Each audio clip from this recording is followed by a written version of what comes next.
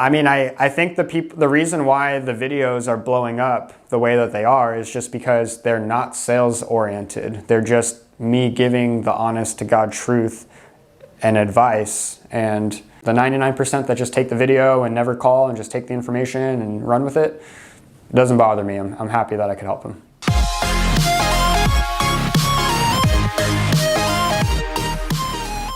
Hey, so the interview that I did with Julian Todd-Borden has been really big for this channel. A lot of people have watched it and a lot of people have submitted questions. So Julian and I got together again to talk about your questions and some of the new developments since we posted that video. Actually, let's do it this way. Let's ask this question that everybody wants to ask, which is, what's the fastest way to start saving money on your home? We've had people that have said, hey, listen, the first thing you got to do is get new windows or get a new door, or new roof, and you know, all of these other home energy improvements that you can do for your property. Do we really want to be doing solar, like, first and foremost? Yeah, so I mean, this is a question that's purely just a math question, right? The answer to this is just simply, what is the ROI of all of the different home improvement projects that you can possibly do? And obviously, like let's say you need a new roof.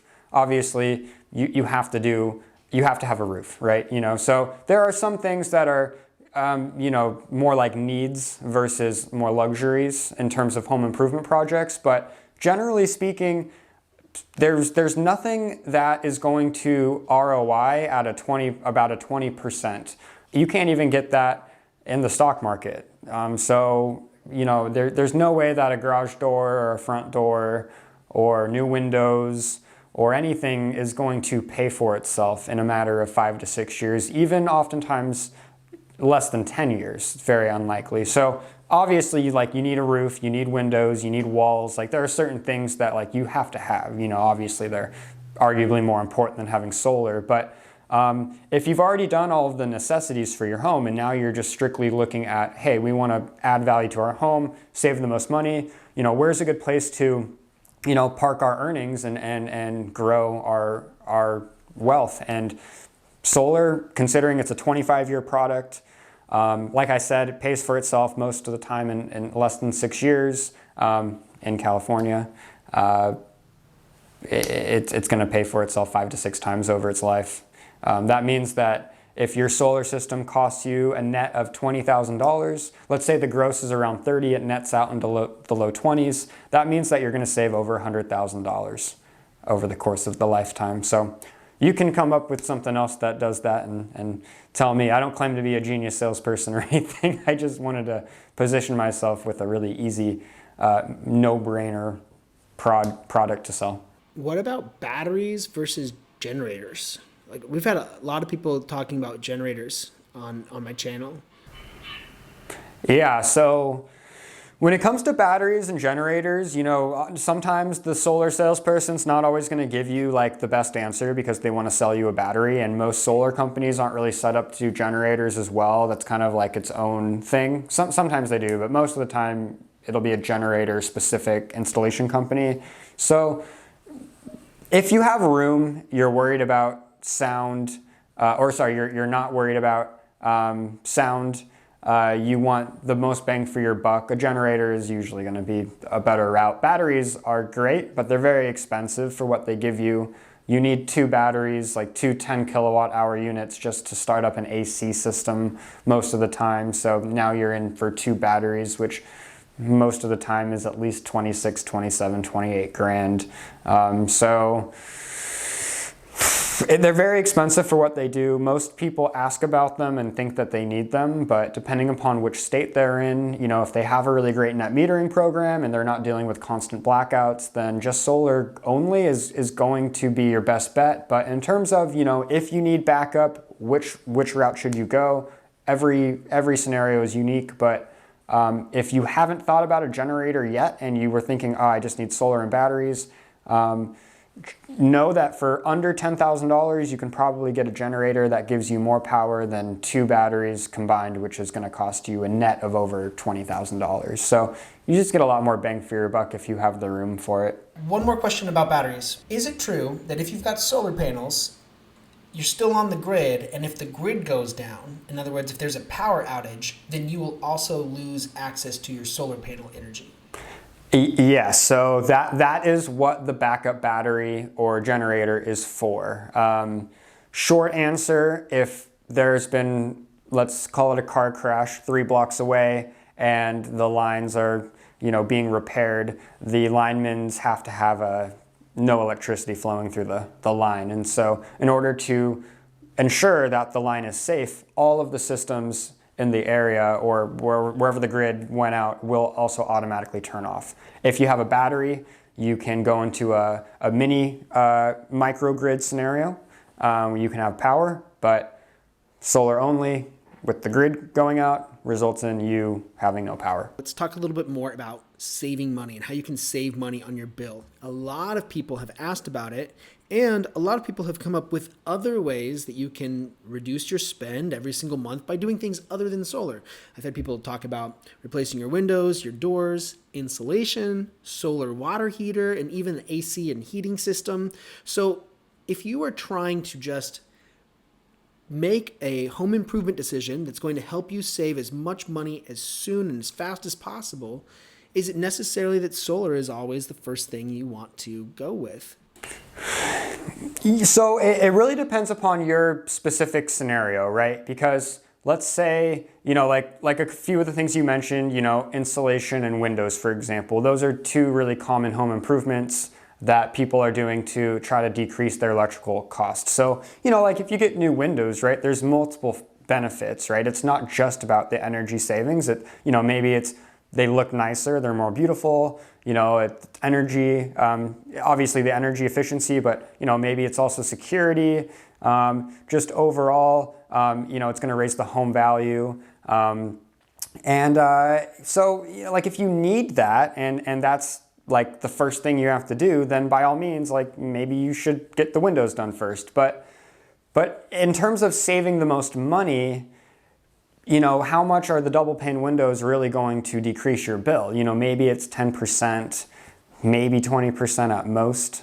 So if your bill's $300, we're talking about saving $30 to $60 a month, which is really great. But it's probably going to cost 13 grand or 14 grand to get all 25 of your windows replaced. So you can do the math and divide 60 into 14,000 and figure out how many months that's going to take to pay itself back. So if it comes to saving the most money, the solar is going to be your answer, because even if you are thinking, well, I'm going to be using 20% less if I do my windows, the math is going to show that just buying 20% more solar panels and letting that ROI at 5 years, because keep in mind that your ROI isn't going to change depending upon the system size. As long as you're using the power, it's going to pay for itself at the same rate. So do your windows if you want the other benefits, but if you're just comparing,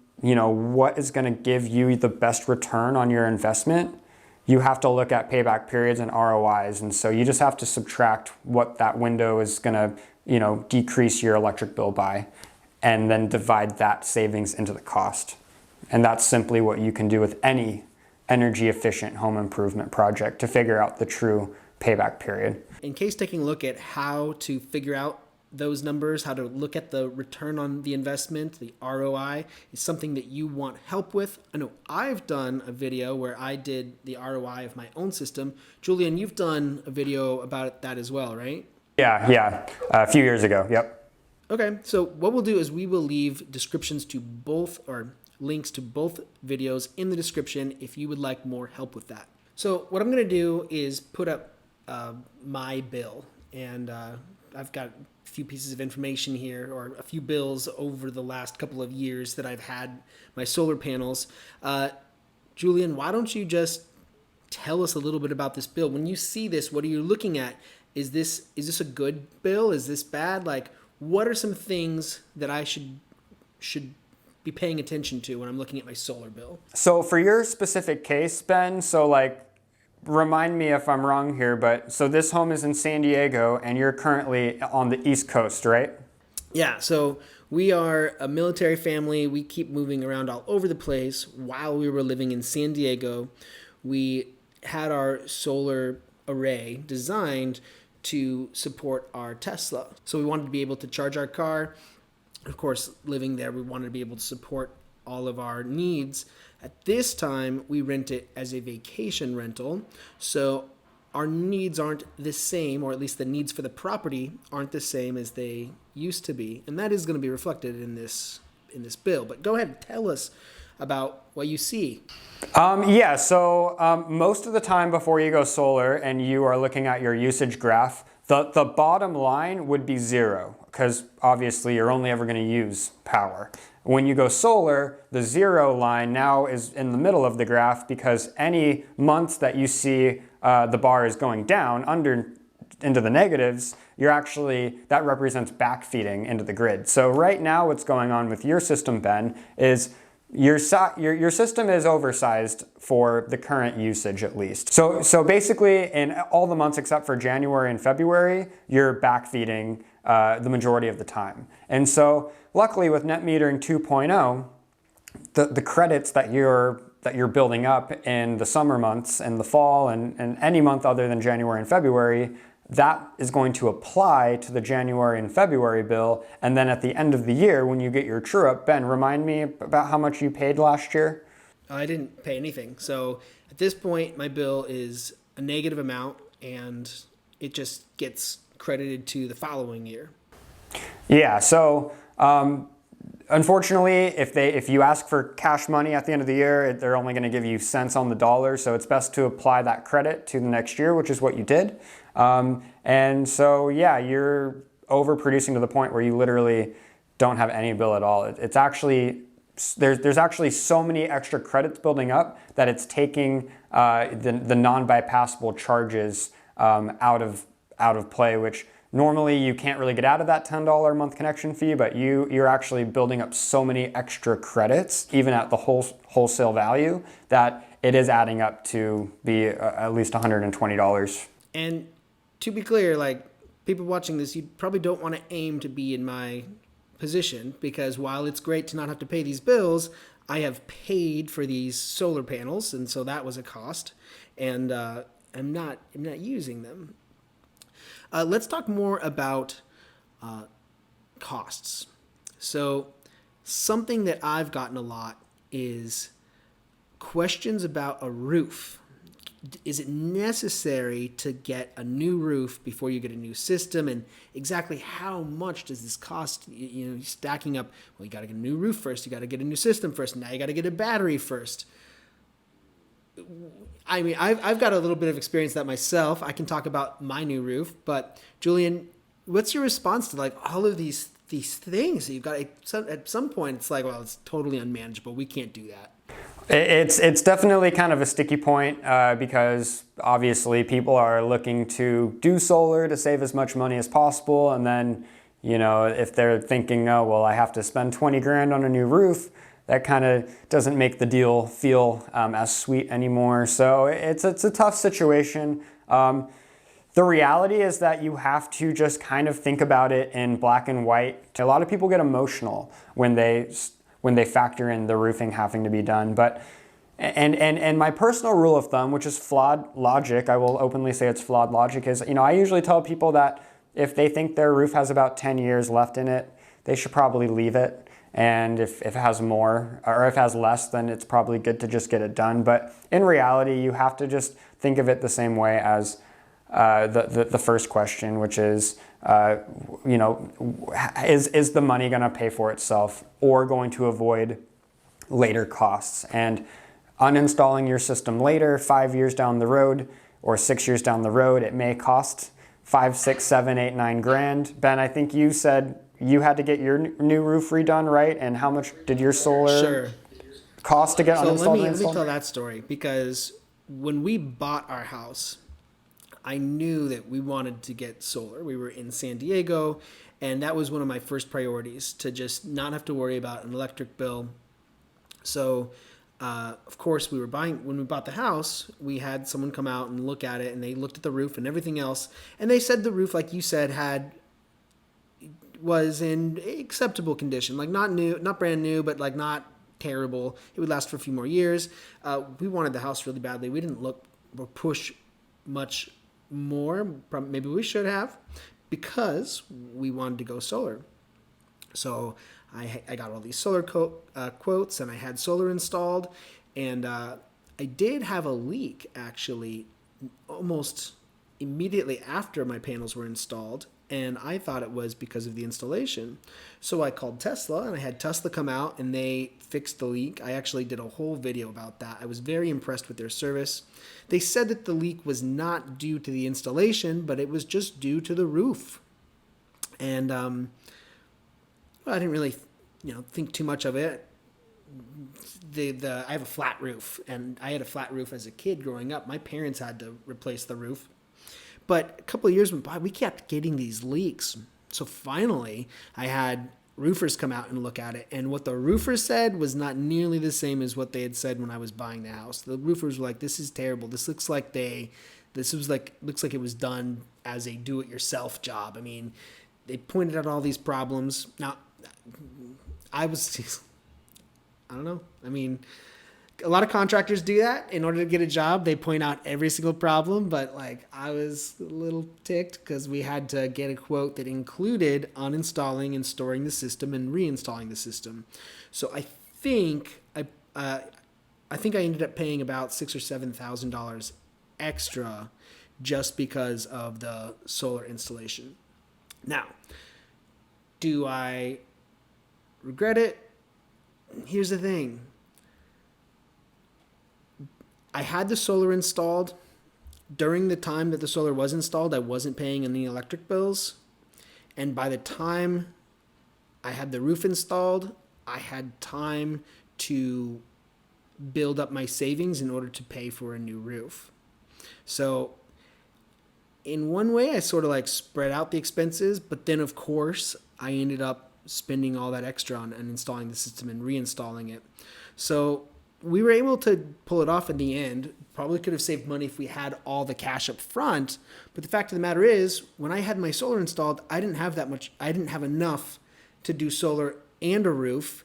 And wishful thinking, I wanted to go with what I'd been told and just be like, oh, the roof is probably fine. I don't have to worry about it. So you live and you learn. Yeah, it's a really common scenario. I do my best just to let people know.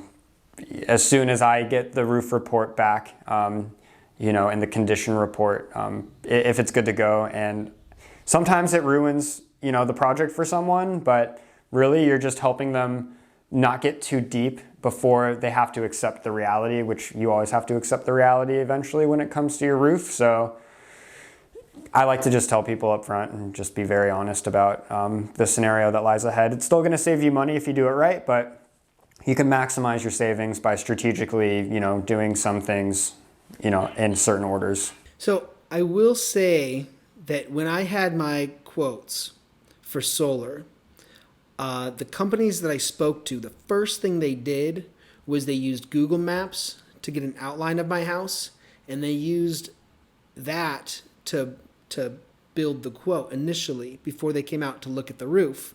I don't know if every solar installer does that. They use a virtual picture of the roof rather than actually inspecting it. But even if they came in person, what I wish I would have done is gotten a roofer, and only a roofer, to come out and take a look at the roof and get their opinion on it first. Now, granted, a roofer is going to try to sell you a roof. So they're going to tell you the worst case scenario. A solar installer is going to want to try to sell you solar. So they're going to try to tell you that the roof is fine. Kind of have to split the difference between these two opinions, but I wish I had at least received the advice before I just acted and bought solar. Maybe I would have done it differently, or maybe I would have figured out another way to finance it. That's a lot of people can finance it together, and depending upon how your tax professional views the tax credit law, sometimes people can take their roofing cost into that 30% tax credit. I'm not telling you to do that, but a lot of CPAs or tax pros are fine with that because there's some gray areas. So you have potentially a bigger tax credit by combining it. As well with some other projects, like let's say you need a main panel upgrade or something in the process of going solar. if you combine that in with your solar, you can get the 30% tax credit on those costs as well. All right, and then lastly, in our previous interview, we talked a lot about microinverters, and a lot of people asked like just clarifying questions about that. They're trying to understand more about it. Anything you want to add and talk about that? Maybe remind us what that's all about and what you're looking for there. Yeah. So like most people, when they're researching solar, they're usually gonna Google like best solar panels or something about the panels, like which panels should you get, and that's obviously really important. You want great panels, of course, and there are certain panels, of course, that are going to be better than others. But the truth is that they're more the same than different. Like it's not like 15 years ago where there's drastic quality differences. If you're getting one of the main name brands that are popular with good market share, it's probably going to be relatively similar in terms of panel quality. What you have a bigger differentiation in terms of quality is which inverting architecture you're going to choose. So, for example, I believe currently that the microinverting system by Enphase, if you look at statistics and if I look back at my 6 years of selling this exact product, they're bulletproof reliable to the point where I've only replaced less than 10 of them ever in the last 5 years.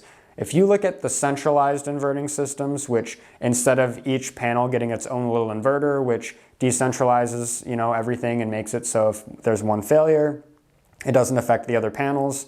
If you get into the centralized inverting systems, still to this day, you see drastically high failure rates. So, if you get an inverter that works perfectly, which 80 to 90% of the time you're going to get one that works great, then you don't have any problems. But there's just considering there's hundreds of thousands of solar installations going on, every year, there's thousands and thousands of these people that are stuck waiting 5-6 months to get an inverter replacement, because if you only have one inverter for your 20 or 30 panels, then you're out of power if that one inverter fails. So it's much better to have a microinverter for every panel. So Enphase is what you want. Companies that make the centralized inverter like SolarEdge, SMA, there's several others, but I would say that SolarEdge is probably the most likely one that you would run into. I would say that's probably something to more steer away from, unless you're in a specific scenario where like backup is the most important. There are certain scenarios where backup battery is better. Backup batteries do arguably work better with a centralized inverting system, but that would only be if you need that would only be in the case that you need a very extremely high load. And there are certain limitations to the Enphase system that maybe would prevent you from doing something that was a heavy backup load. But for the most part, 99% of the time, Enphase microinverters are going to give you that reliability that you're looking for over a 25-year period. Julian and I put this video together in response to our first interview, which has already received almost 500,000 views and over 600 comments and questions. The purpose of this video is to share information, but Julian can still be contacted, and since the last time that I spoke with him, has even expanded his operations outside of San Diego. So if you'd like to find his contact information, I will leave that in the description of this video. And as for myself, I'm still making videos about whatever topic that I find interesting, although these days I'm mostly focused and regularly posting on my dedicated board game review channel, Board Game Dad. So you can check that out as well. I will leave links in the description. Thanks again. I hope you found this video very helpful. And if you have any additional questions, be sure to leave them in the comments, and we may follow this up with a third interview event. Take care. Bye-bye.